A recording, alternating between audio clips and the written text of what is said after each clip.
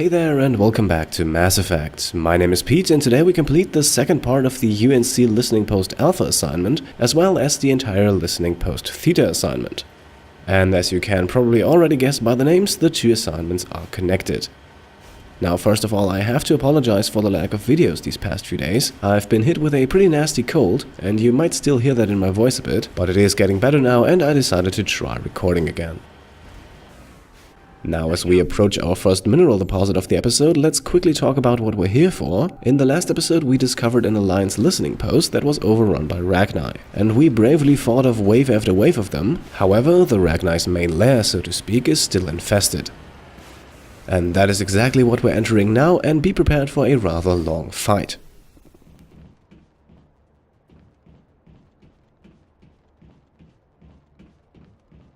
Now, to continue the Listening Post quest line, it is actually not necessary to clear this mine. In the last episode we have already received info about another Listening Post that has dropped off the grid, and that one belongs to the Listening Post Theta assignment. So we could of course just leave now and do that instead, but that would only be half the fun. Instead we can loot a locked crate and then move into the main area. And here is where things get a bit tricky and also potentially a bit dangerous. Scattered around this area are several Rachni holes, and those will all spawn between 1 and 3 Rachni each. In total we have about 20 Rachni soldiers against us. Now the good news is they won't all spawn at once. Instead the Rachni holes are triggered by proximity, and that simply means if we get too close the Rachni will be released. That whole proximity thing is the main issue, however, because as we all know from our adventures on Novaria, up close and personal is where the Rachni are most dangerous. Back outside in the open, we were pretty much able to avoid their close-range attacks altogether, but that was simply because they were much further away to begin with. Now inside, the fights already start in close quarters, and they also happen in a rather cluttered environment, which makes the tactical retreat a very tricky option. Now granted, the environment also occasionally blocks the way for the attacking Rachni, but trust me, this fight will get very hard if you try to rush in head first. Instead, I have found there are two factors for success in this area. Number one is, as you might have already guessed, a slow and calculated approach. Carefully engage only one Rachni hole at a time, let the Rachni of that hole spawn and then wait for all of them to be eliminated, and only then slowly move on to the next one. And the location of those holes can actually be very tricky as well. Like I said, the area is somewhat cluttered and it's also not too bright in here, so you might accidentally end up activating a hidden spawn while you were closing in on another one. So always keep your eyes open, it's very easy to get ambushed here. Also, in between all the fighting, there is some loot to be found, so make sure to grab that even if it's just for selling it later. Now, the second thing that will very likely influence your success in this area is the amount of biotic attacks you have available, and that is also the prime reason I chose Kaidan for this assignment. While Kaidan was not particularly useful in the fights back outside, he does bring lift and also a second throw to the table, and in close-range combat that can be the difference maker between being completely overrun or being able to comfortably pick off your enemies one after the other. And of course, Kaidan also has some tech talents, so we don't need to bring anybody else along to open containers for us. One more advantage that we have in this fight is the fact that the Rachni only spawn in small groups. And as long as a group is not spawned, it's not considered to be active on the battlefield, meaning that as long as there is no active group of enemies, we are not in combat mode. And that is definitely an advantage because, for example, our shields will regenerate faster, and fallen squad mates will also immediately get back up after the fight.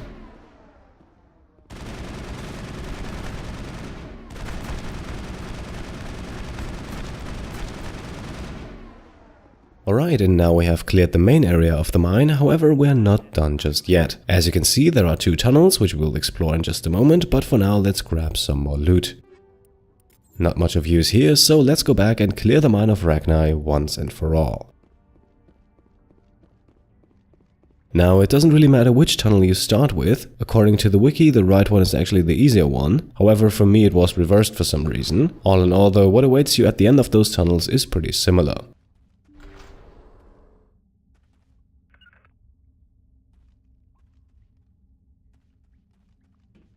Now, as you can see, we have more Rachni soldiers against us, so let's take those out quickly.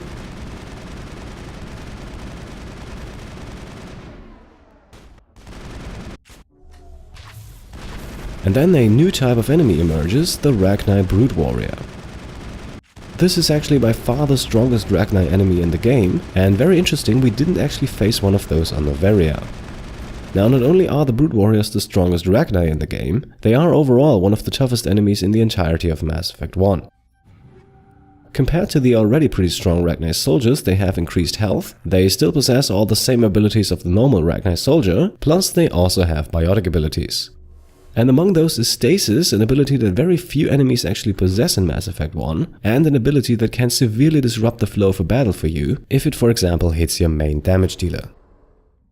At the end of both tunnels, one of these Brood Warriors will wait for us, and as with all Rachni, they are somewhat vulnerable to biotic attacks, so if you have, like me, Rex and Kaidan in your squad, it is a good idea to save maybe a warp or throw in the lift for the end of the fight, because those abilities will make taking down the Brood Warriors a lot easier. I actually also think the Brood Warrior would have been a perfect pre-boss fight enemy for Noveria, but from a story point of view there are also arguments to be made against that. Because as we can read here, the Brood Warriors are the male-gendered Rachni, and by taking these two out we seem to have eliminated all the Rachni on the planet, which also means there is not much more to do for us here in the mine.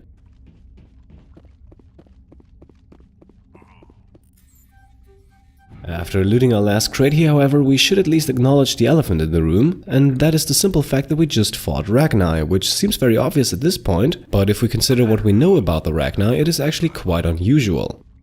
At the beginning of Mass Effect 1, prior to Noveria, the race of Rachni was so rare that it was believed to be extinct. For that reason alone, I think it's safe to say that the colony we just fought against is not native to the planet. And of course, that raises the question where they actually came from. Now granted, this is not the first time in the game we encounter Rachni on a planet other than Noveria. In the UNC Cerberus assignment, we also fought against a few Rachni on the planet Bintu. Those, however, were part of a cloning experiment done by Cerberus itself. On neither planet, however, we encountered Rachni in such high numbers as we did here. That makes it somewhat safe to say that we're probably not dealing with clones here, especially since the Rachni Brood Warriors never appeared before. Now, this is definitely something we need to find out a bit more about, but for the moment let's wrap up our visit to Nepmos, as we have just reached a crashed probe that we can salvage. Now, 2 more points of interest remain on the planet, and the first one is already marked on the map, but the way over there is a bit rough and takes a while, so as always allow me to slightly speed things up. And by the way, while we're moving here, feel free to already leave a comment where you'd like to see the series go next after this small questline is completed. The options at this point are, I believe, limited to either Vermeer or the Paragon Morality assignment. And now we have reached our destination, where we can find a buried safe box, and that one contains another Solarian League of One medallion. Back into the Maker we go, and like I said earlier, there is one more thing to check out, and that is not marked on the map, and for good reason. Just over these small hills here we discover a familiar sight. Yes, that is another Rachni hole. And I promise these will be the last Rachni we fight on this planet, but we can't really leave without taking care of them now, can we? The strategy here is pretty straightforward. It's a good idea to park the Mako a few meters away from the nest, and preferably like I did on the other side. That way you will first drive through the entire nest, and that way you can make sure to activate all the Rachni, and you can also do a bit of damage by driving over them. The fight itself then is very similar to the one we had back at the Listening Post. There is a fair bit of distance between us and the enemies themselves are also only Rachni soldiers, so all in all, and especially after what we've been through earlier, the fight is pretty manageable.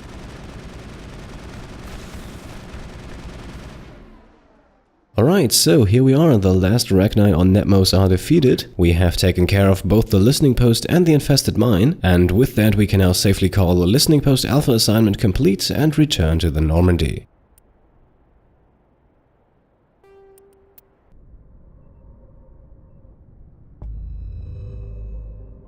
Back on board, we immediately activate the galaxy map and leave Nepmos, and we will travel over to the neighboring star system for the Listening Post Theta assignment.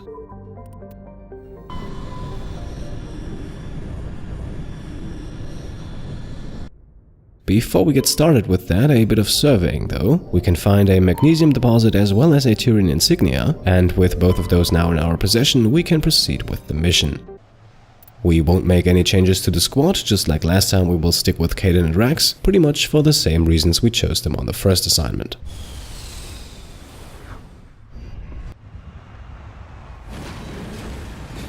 Before we get going though, I have to fulfill a promise, and shout out to user Wind. Here you go, Rax helmet toggled on. Our very first location is then just around the corner. It is not marked on the map, just like pretty much everything else on this planet, but there is actually a lot more to do here than to just visit the second listening post. Our first stop is therefore over by this mineral deposit, a samarium deposit that we can quickly survey for a nice cash reward. Now for our second point of interest we will have to travel a bit further, but that gives me a moment to talk about the planet we're on. Because Altahe, at least that is what I hope it is pronounced, is actually a fascinating planet. Altahe is one of two planets that orbit each other so closely they effectively share the same atmosphere. And for that reason, dust from the other planet, which is called Altahe, can often be found on this one. So yeah, interesting stuff, I just thought I'd mention it quickly, but now we're already at our destination again, a crashed Asari capsule. And by now we all probably know what to expect from this. Inside the capsule we find one of the Asari matriarch's writings.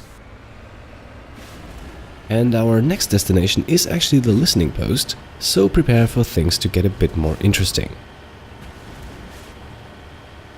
And we can already see it from here, the listening post is surrounded by familiar shapes. Yes, once again the Rachni are present and responsible.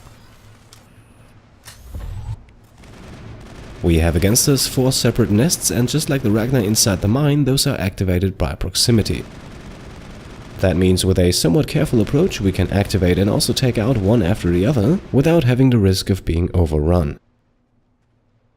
We don't have to be as cautious as we had to be inside the mine, however. There is more than enough open space to back up should the Rachni get too close, and the occasional biotic attack will also help keeping them away.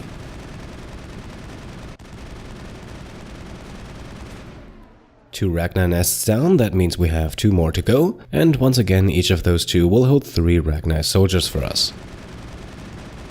Now, by the way, there is a bit of discussion going on which of the 2 assignments one should do first, either the Listening Post Alpha assignment or the Listening Post Theta assignment.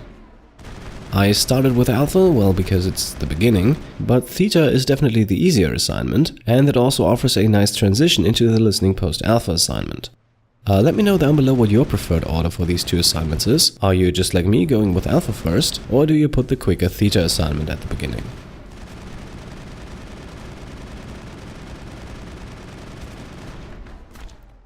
And we have now successfully cleared the outside of the listening post, and that means we can now go inside. After going through the door here, we can already see a few dead bodies on the ground, and don't get your hopes up, we won't meet anyone alive here. Because of that, nobody will likely complain about us emptying the weapon lockers here, and we can use those to get our hands on some nice high-quality merchandise. Up next, let's move in, and despite a rather large number of red dots on the minimap, we can be somewhat reckless here, because as we quickly discover, those red dots are mostly Rachni workers, and those die after only 1 shot and are therefore nothing for us to worry about.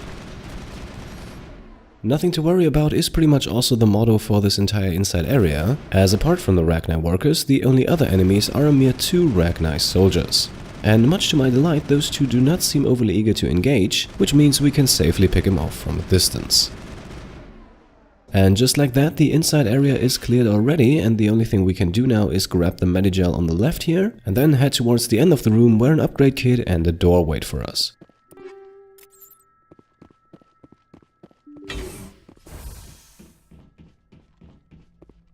To the right is the conclusion of the assignment, so of course we will go left first, where a nice large room full of goodies waits for us.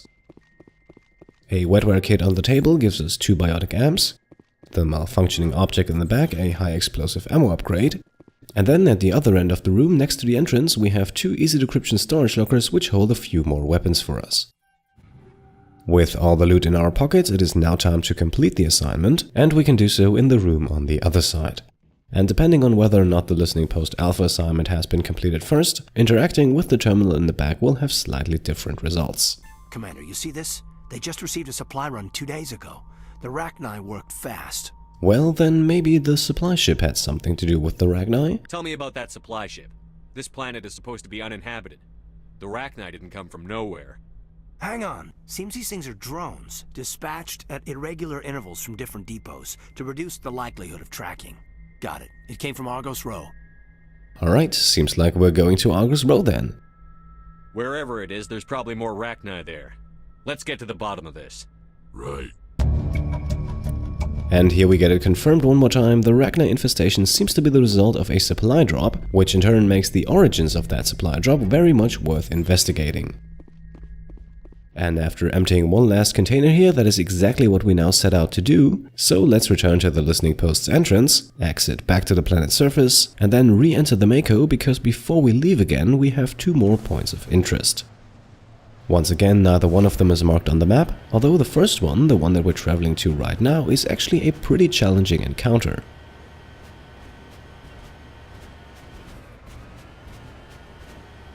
And you guessed that right, of course I'm talking about more Rachni. Now once again we have in front of us a field of Rachni nests, and once again those will be activated by proximity. Now the situation isn't as bad as it looks, not all of the nests are occupied, I believe there are only 4 of them which actually spawn Rachni. Still, the competition is a lot tougher than it was back at the listening post, because as you can see the Rachni Brood Warrior has made his triumphant return. And out here, with the nests he spawns immediately, not like the Brood Warriors inside the mine that only came out after a few numbers of soldiers were already dead. That means we will engage a few Brood Warriors here that are likely a bit too close for comfort, and it is therefore definitely not a given that you survive all 4 nests. And here we can see the potentially devastating effect the Brood Warrior stasis can have. By immobilizing Shepard we can't do any damage and have to rely on Kaidan and Rex to do so. Kaidan however goes down immediately and Rex is only good at short range with his shotgun, and so despite hitting a warp on the Brood Warrior we can't really capitalize on that. Instead we have to watch as it demolishes Rex as well, and we just barely manage to get at least 1 squad member out alive. Still, we're now halfway through with the fight, and since there are no enemies around and the game therefore no longer considers us to be in combat, Kaidan also rejoins the party, we can heal up and then proceed. Rachni nest number 3 holds no surprises for us, once again a Brood Warrior accompanied by 2 Rachni soldiers, and just like before we will focus exclusively on the Brood Warrior first. And about the Brood Warrior, this is something I thought about earlier. I think Pinnacle Station would have been the perfect setting for that. A 1 versus 1 deathmatch kind of challenge. Maybe something you start out with Shepard against the Geth Trooper, Shepard against the Rocket Trooper, then Shepard against the Thorian Creeper, and so on and so forth. Eventually leading up to the tougher challenges, Shepard against the Krogan Battlemaster, Shepard against the Rachni Brood Warrior, stuff like that, like in arena mode or something. I think that would have been an interesting addition to Pinnacle Station. Especially the 1 versus 1 aspect would be very interesting, I think, because it would remove a lot of the stuff we currently rely on, most of all the biotic abilities of course. Anyway, feel free to let me know what you think about that. In the meantime, let's focus back on the action at hand though. We have now activated the 4th and last Rachni nest, and this one is a bit tougher as it now holds once again a Brood Warrior but also 4 Rachni soldiers. Also a bit problematic is the fact that the Brood Warrior spawns behind the soldiers, which makes it a bit difficult to hit with biotic abilities. Nonetheless, we succeed in taking all of our enemies down, even though we had to do a bit of backpedaling to achieve that. We can now make our way back to the Mako as there is still 1 more point of interest to check out. And with the episode slowly winding down, once again the reminder to let me know where you'd like to see things go next. The next episode will wrap up the whole Rachni business, but after that we're free to do whatever we like, although we are of course somewhat limited to either Vermeer or the UNC Besieged base assignment.